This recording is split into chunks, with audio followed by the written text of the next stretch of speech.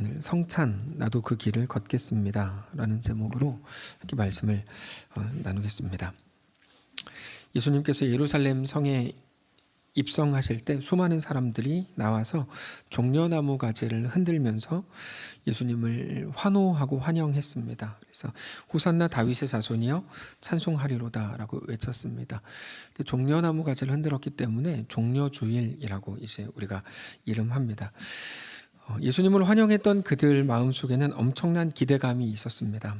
당장 기세를 몰아서 자기들이 원하던 것, 꿈꾸고 소망하던 것 딱 한 가지가 있었는데, 그때가 이제 로마 식민 시대였기 때문에 로마로부터의 해방을 예수님께서 그 능력과 대단한 실력을 가지고 딱 해방시켜 줄 거라고 기대했습니다. 그러나 예수님의 목표는 그들이 원하던 것과 달랐습니다. 그들은 당장의 문제, 당장 예수님께서 사역하셨던 내용들을 보면 당장의 문제, 그러니까 아픔을 해결하고 경제적인 문제가 해결되고 배고픔이 배부름이 되고 이런 것들을 생각했었다면, 예수님께서 그들에게 대해 목표하셨던 건 그들을 죽음으로 몰아가던 죄의 문제를 완전히 해결하고 영원한 구원을 이루시는 것, 그것이 예수님의 목표였습니다. 사람들은 예수님께 대해 실망했고 그래서 예수님을 죽이려고 했습니다. 그리고 그렇게 예수님이 죽으시는 것이 고난주간의 이제 행적입니다. 가장 중요하고 엄중한 사역을 앞두고 예수님께서 함께 제자들과 식사하셨는데, 그게 이제 오늘 본문입니다. 우리가 성만찬이라고 부르는 장면입니다. 성만찬이 끝나면 예수님은 사람들에게 잡히셔서 십자가를 지고 죽으시게 됩니다. 성찬은 세례와 함께 예수님께서 행하고 지키라고 하신 거의 유일한 성례입니다. 가톨릭에서는 7성례라고 이름해서 여러 가지를 거룩하다 이렇게 이름 붙이지만, 사실 성경으로 보면 예수님께서 이제 기념하고 지켜라라고 말씀하신 건 이게 거의 유일합니다. 성만찬의 순서를 조금 보면 예수님께서 제자들에게 먼저 떡을 떼어 주셨고, 그러면서 이거는 내 몸이다 이렇게 말씀하셨어요. 22절입니다. 그들이 먹을 때 예수께서 떡을 가지사 축복하시고 떼어 제자들에게 주시며 이르시되 받으라, 이건 내 몸이라. 예수님께서 떡을 떼주시면서 이건 내 몸이다 이렇게 말씀을 하셨는데, 보통 우리가 우습게 대하는 사람을 향해서 그는 내 밥이지 이렇게 말을 합니다. 예수님께서 친히 우리의 밥이 되어주신 겁니다. 친히 만만해지기로 하신 거죠. 예수님은 예수님의 몸과 피를 우리에게 주시고 우리를 대신 죽으시기 위해서 말로만이 아니라 십자가에서 피 흘려 죽으심으로 우리를 구원하셨습니다. 그래서 예수님께서는 제자들에게 곧바로 포도주를 또 따르시고 하나님께 감사기도 하시고 나서 제자들과 함께 마시셨는데, 이번에는 이건 많은 사람을 위하여 흘리는 나의 피 곧 언약의 피다라고 말씀을 하셨습니다. 23절 또 잔을 가지사 감사기도 하시고 그들에게 주시니 다 이를 마시매 이르시되 이것은 많은 사람을 위하여 흘리는 나의 피 곧 언약의 피라. 우리가 잘 알고 있는 성찬 예식을 우리 예수님께서 처음 행하시는 장면이 이제 오늘 본문입니다. 성찬에 관한 본문이 성경에 여러 군데 나옵니다. 마가복음뿐 아니라 마태복음, 누가복음 이렇게 고린도서에도 나오는데, 복음서에서 특별히 성찬에 대한 본문을 소개할 때 반복되는 표현, 매우 중요한 표현이 하나 있습니다. 25절입니다. 그러니까 우리는 성찬 예식을 대할 때 떡을 대하고 잔을 대하는 거에 집중하지만, 사실 예수님께서 말씀하신 굉장히 중요한 내용이 25절인데, 진실로 너희에게 이르노니 내가 포도나무에서 난 것을 하나님 나라에서 새 것으로 마시는 날까지 다시 마시지 아니하리라. 바로 이 표현입니다. 포도나무에서 난 거, 당연히 포도주인데, 다시 말해서 내가 하나님 나라에서 새 것으로 그거를 마시는 날이 오는데 그때까지는 이 포도주를 마시지 않겠다 이렇게 말씀하신 겁니다. 자, 여기서 중요한 핵심은 뭐냐면 그날 하나님 나라에서 새 것으로 마시는 그날, 예수님께서 오늘 본문 직전에 13장에서는 종말에 대해 길게 설명하시는데, 예수님이 말씀하시는 종말은 하나님 나라의 완성을 말씀하시는 겁니다. 자, 이게 이제 갑자기 종말 얘기를 하나 생각하실 수 있는데, 우리가 종말이라고 할 때 단지 공포, 두려움, 죽음을 생각하죠. 종말, 그럼 무섭잖아요. 근데 예수님께서 종말을 말씀하실 때 우리를 무섭게 하고 두렵게 하려고 겁을 주려고 종말 말씀하시지 않아요. 이게 이제 요한계시록에 대한 많은 사람들의 오해인데, 요한계시록을 읽으면 두렵고 무섭거든요. 무서운 게 너무 많이 나오니까. 근데 요한계시록의 핵심은 공포에 있지 않아요. 왜냐하면 우리는 공포에 해당되는 자들이 아니기 때문에요. 우리는 구원받은 자들이죠. 자, 예수님께서 종말을 말씀하실 때도 마찬가지인데 공포, 두려움, 막 두려움을 조장해가지고 니네 더 잘해 이게 아니고 핵심은 뭐냐면 죽음 너머에 있는 생명과 부활과 완성을 말씀하기 위해서 13장에서 종말을 말씀하시는 겁니다. 그리고 그게 오늘 본문으로 넘어오면서 성만찬, 성찬도 완전히 똑같습니다. 우리가 성찬이라 그럴 때 예수님의 죽으심을 기념하는 요소들을 생각합니다. 당연하죠. 그래서 떡을 떼면서 이건 내 몸이니 받아 먹으라. 잔을 나누면서는 이거는 너희를 위해 흘리는 내 피 곧 언약의 피다. 말씀하시니까 죽음이 전부인 줄 아는데 그렇지 않습니다. 예수님이 우리에게 정말 하시려는 말씀은 뭐냐면 예수님의 죽으심이 아니고 죽음의 권세를 깨뜨린 예수님의 부활이고, 예수님께서 말씀하시는 종말이라는 것 역시 멸망이 아니라 하나님 나라의 완성이고 새로운 생명이고 새 희망입니다. 그래서 오늘 본문이 그렇습니다. 오늘 본문은 성찬에 대한 본문인데 당연히 중요한 건 예수님이 떡을 떼시고 잔을 나누어 주셨다 이런 내용이겠지만 사실 이 모든 일들은 26절을 향하고 있다는 걸 알아야 됩니다. 26절이 뭐냐면 간단합니다.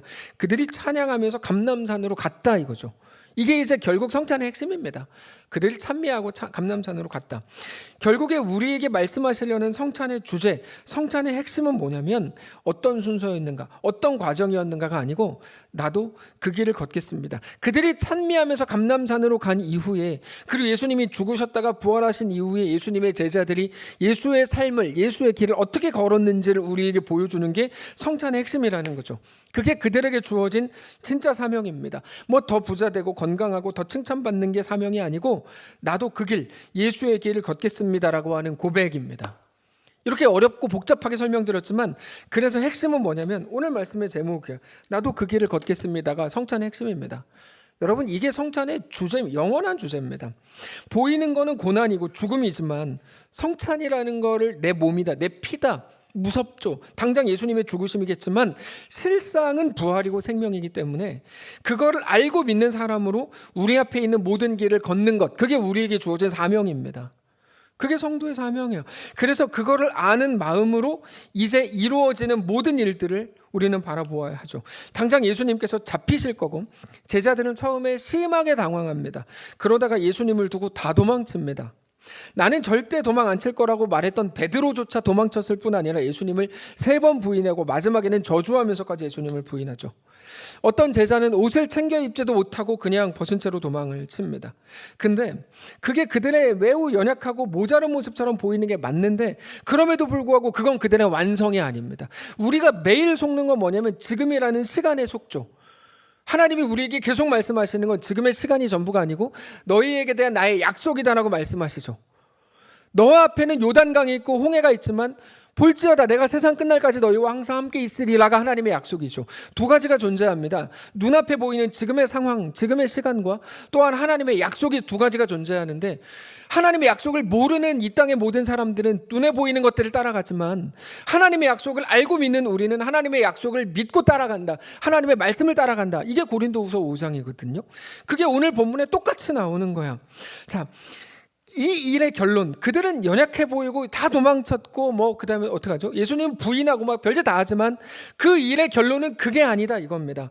그게 그들의 결론이 아니다. 그럼 그 일의 결론은 뭡니까?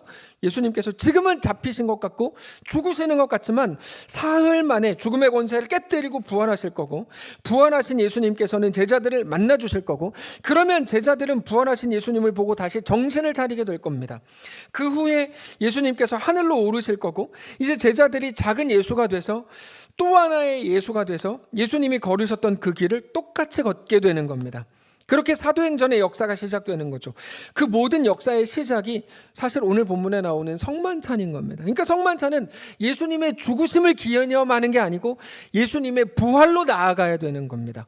예수님께서 그렇게 예수님을 내어주시기 위해 이 땅에 오셨고 그렇게 찢겨 죽으셨고 그렇게 십자가 위에서 모든 물과 피를 다 쏟으셨습니다. 그래서 그거를 기억하고 단지 기억할 뿐 아니라 기념하라고 말씀하셨습니다. 그 기념을 성찬이라고 부르는 건데 그 핵심은 나도 그 길을 걷겠습니다가 그 핵심이다 이 말입니다. 그래서 우리가 성찬 예식 때 해야 되는 건 뭐냐면 예수님의 죽으심과 아픔을 기억하면서 눈물 흘리는 게 아니고, 성찬 예식 때 해야 되는 건 나도 그 길을 걷겠습니다라고 하는 비장한 다짐과 결단이 필요한 거죠.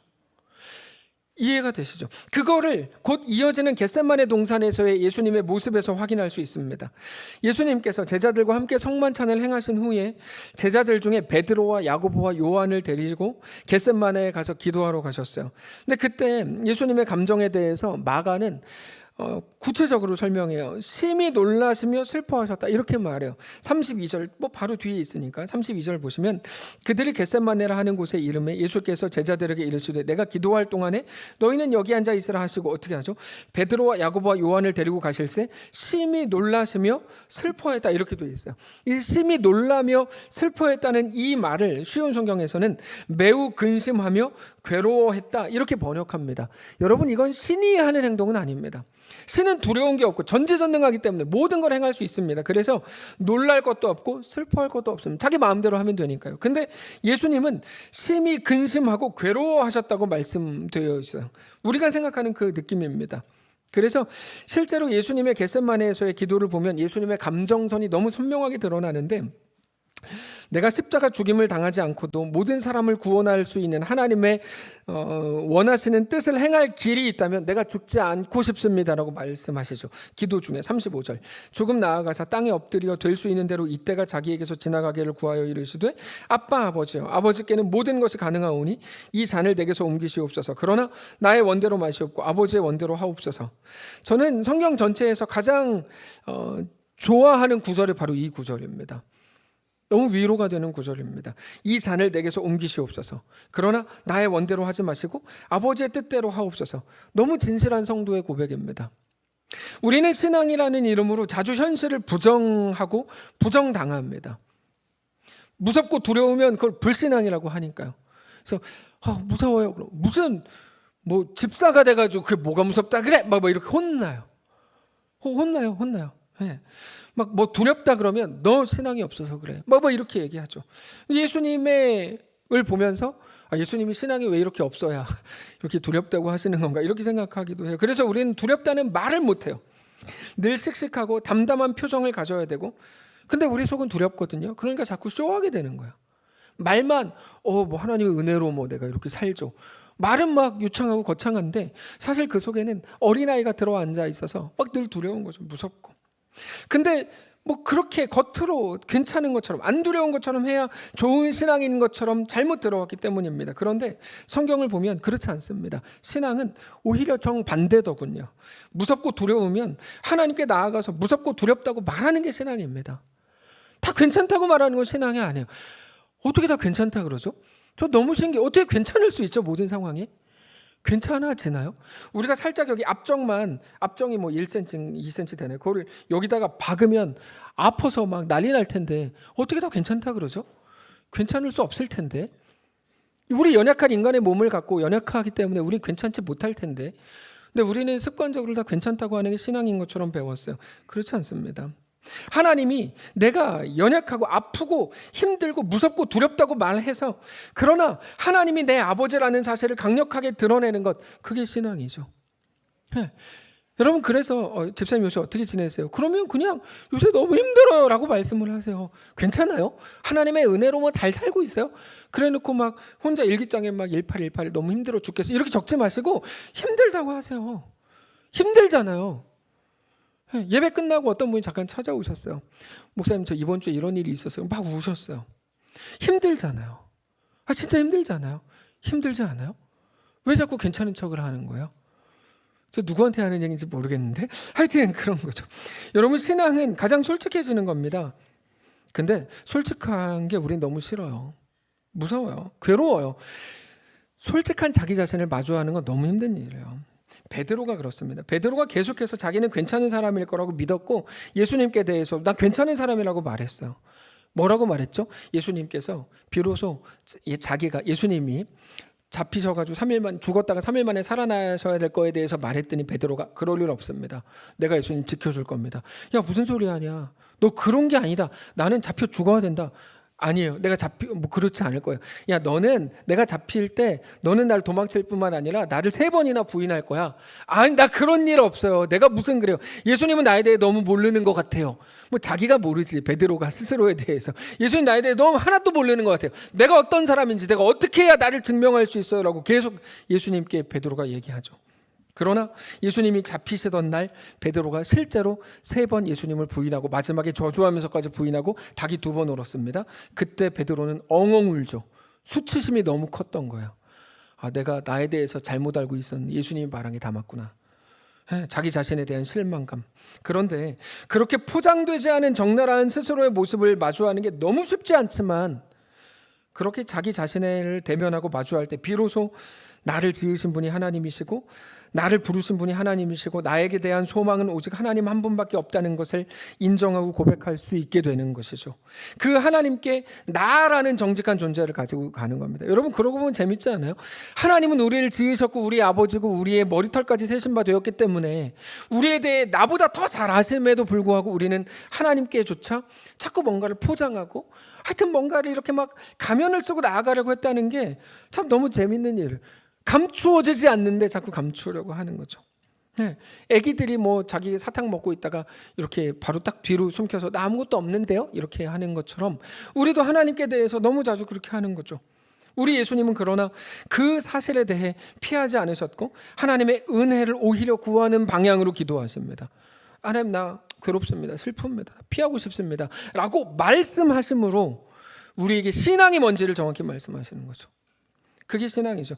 이 잔을 피하고 싶습니다. 그러나 내 뜻이 아니라 아버지의 뜻대로 되기를 원합니다라는 기도를 3번이나 합니다. 한 번 하고 그냥 욱해가지고 한 번 한 게 아니고 3번이나 합니다. 예수님은 하나님께 무슨 기도를 하신 걸까요? 이 길을 걸을 힘 주시길 기도했던 거죠. 인간적인 생각과 마음으로는 걸을 수 없습니다. 특별히 예수님은 걷지 않으셔도 될 능력이 있고 명분이 있었습니다. 다른 죄수들처럼 자기 죄로 인해서 십자가 처형을 당하는 게 아닙니다. 예수님은 얼마든지 중단하실 수 있을 능력이 있고 명분도 있었습니다. 그러나 그렇게 하시지 않았습니다.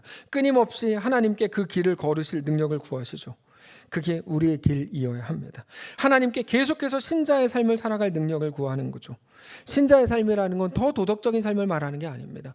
믿는 자로, 보이는 것이 전부가 아니라 내게 약속하신 하나님을 믿는 자로 이 땅을 살아가는 그 능력을 말하는 겁니다. 2가지가 존재한다 그랬죠. 내 앞에 있는 지금이라고 하는 시간 상황에 펼쳐진 내 상황과 그러나 이것을 초월하여 나에게 주어진 약속 2가지가 있는데 하나님을 모르고 보이지 않는 사람들은 보이는 것을 따라가겠지만 하나님을 믿는 자들은 하나님의 약속을 붙들고 간다. 이 2가지 중에 하나님의 약속을 붙들고 가려면 용기가 필요하잖아요.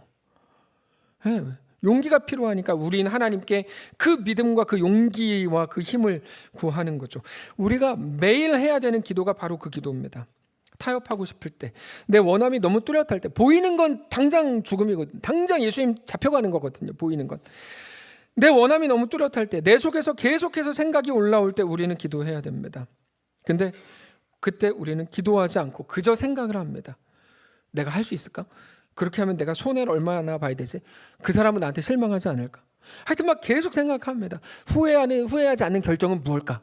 저는 이 말을 할 때 제일 싫어하는데 후회하지 않는 결정은 뭘까? 뭐 이런 생각, 나에게 어떤 게 이익이 될까? 어떤 게 덜 손해가 될까? 근데 그렇게 머릿속에서 생각을 하는 것으로는 절대로 믿음의 길이라는 걸 걸을 수 없습니다. 믿음의 길은 지혜로운 결정을 말하는 게 아닙니다. 손해 안 보는 결정을 말하는 것도 아니고 다른 사람에게 상처 안 주는 결정을 하는 것도 아닙니다. 믿음이라는 거는 그런 거랑 관계가 없는 거예요. 믿음은 하나님이 나에게 약속하신 것, 나에게 주신 믿음을 따라 걷는 거, 완전히 다른 겁니다. 이거는 2개는 다른 겁니다. 우리 예수님이 하신 방법을 생각해 보세요. 우리에게 주어진 사명이 먼저 확인하십시오. 우리의 사명은 그 길을 걷는 겁니다. 우리에게 알아서 하라고 하지 않습니다. 내가 너와 함께한다. 그러니까 너는 할 수 있다. 이렇게 말씀하시죠. 홍해 앞에서 너 여호와께서 행하신 일을 보라. 요단강 앞에서 너 발을 내디뎌라. 넌 할 수 있다. 심지어 내가 말한 어디까지 가더라도 나는 너와 함께한다. 그러니까 여기 이거 내가 말한 어디까지, 요거를 빼고 그냥 어디까지라고만 하니까 자기가 하고 싶은 대로 막 다 해도 하나님 함께 하신다고 생각하는데 물론 이제 맞습니다. 둘째 아들을 집 나간 그 자리에서도 하나님께서 비로소 아버지의 집을 생각하게 하셨으니까, 그럼에도 불구하고 예수님께서 말씀하시는 이 어디까지라고 말하는 건 정확히 내가 말한 어디까지라고 이해하는 게 훨씬 더 정확하겠죠. 너의 죽음의 자리까지 따라간다라고 말씀하십니다. 그게 여호수아 1장에 나오는 너가 어디를 가든지 나 여호와가 너와 함께한다라는 말씀이라고 말씀드렸습니다. 그게 오늘의 성찬, 나도 그 길을 걷겠습니다, 나도 따르겠습니다라는 고백입니다. 놀라운 일이죠. 설교가 다 끝났습니다. 말씀을 정리하겠습니다. 사랑하는 성도 여러분, 오늘 우리의 마음을 그렇게 하나님을 향하게 되시기를 원합니다. 눈에 보이는 것들, 우리 정황, 매일 내 입에 달고 사는 내 상황에 대한 설명. 그래서 내가 하나님이 나에게 요구하시는 게 뭔지 알지만 지금 내가 이렇게밖에 하지 못하는 것도 하나님은 이해하시겠지. 뭐 노래도 만들었어요. 공감하시네. 막 그렇게 막 불러대고. 그렇지 않습니다. 그거는 잘하는 게 아닙니다. 매일 하나님 앞에 나아가서 우리의 매일의 결론, 그러므로 나는 지금 성도로 살지 않겠습니다라면, 우리가 지금 하고 있는 고백이 하나님 나 다 이해하시고 공감하시니까 그러므로 지금은 성도로 살지 않겠습니다. 내가 이것만 지나가면 성도로 살 건데, 건강해지기만 하면, 관계만 회복되면, 이것만 내가 원하는 대로 되면 내가 성도로 살 건데 지금은 아닙니다. 네. 내가 지금만 지나가면 내 인생도 드리고 뭐 11조 하고 시간 드리고 하나님의 사람처럼 할 건데 지금은 아닙니다.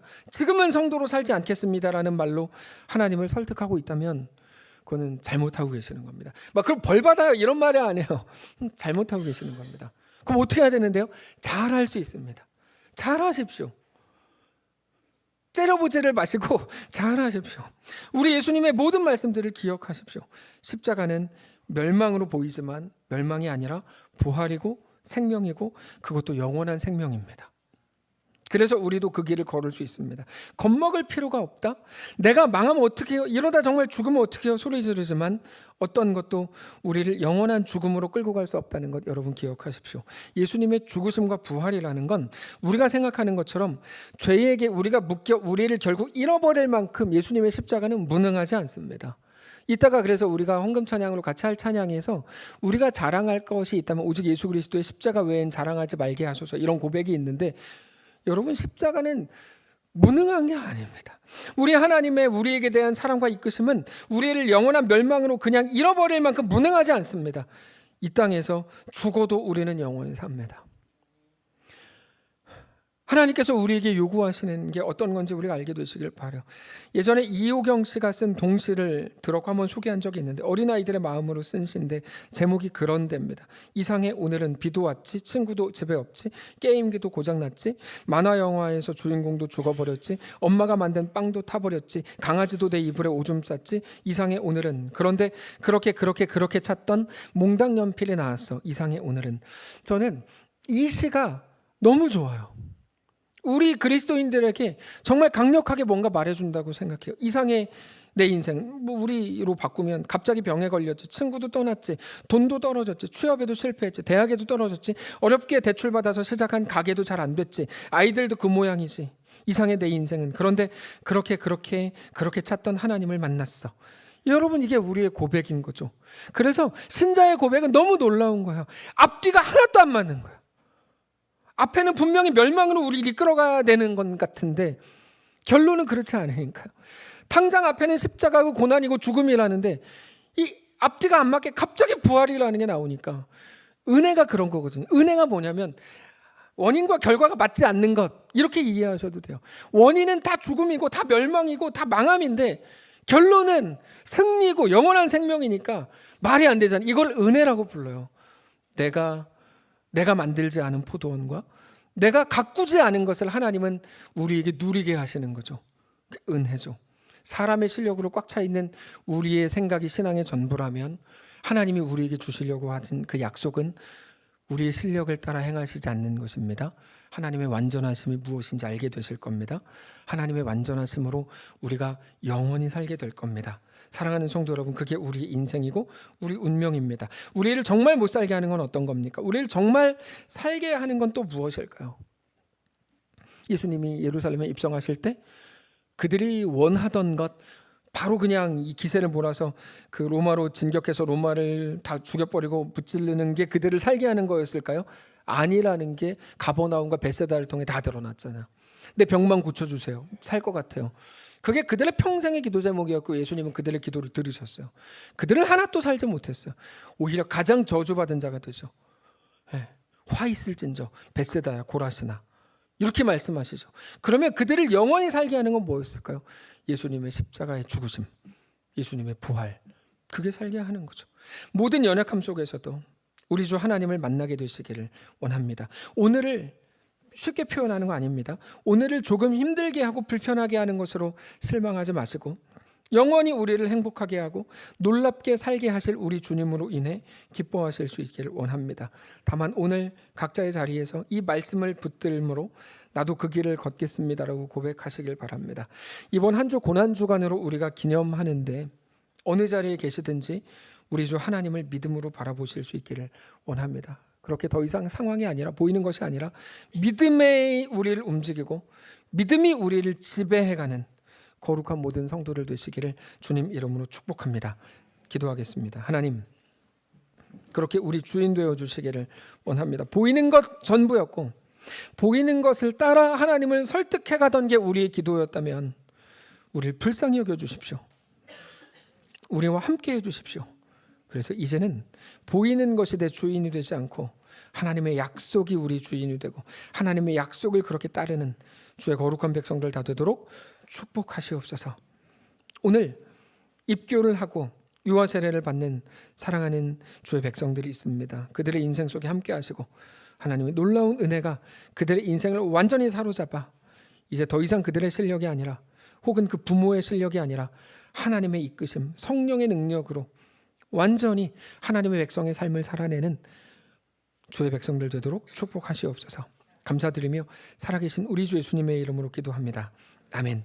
이제는 우리 구주 예수 그리스도의 은혜와 하나님 아버지의 다함없는 사랑과 성령의 교통인도 역사 위로 함께 하심의 은사가 이 시간 주를 바라보며 예수 안에 허락된 그 길을 믿음으로 담대하게 걷기를 소원하는 사랑하는 모든 성도들 머리머리 위에 오늘 유아 세례를 받고 입교한 사랑하는 주의 백성들을 위해 그의 부모 위에 사랑하는 우리 모두의 생업과 가정 위에 사랑하는 이 교회 위에 이제로부터 영원까지 함께 계실지어다. 아멘.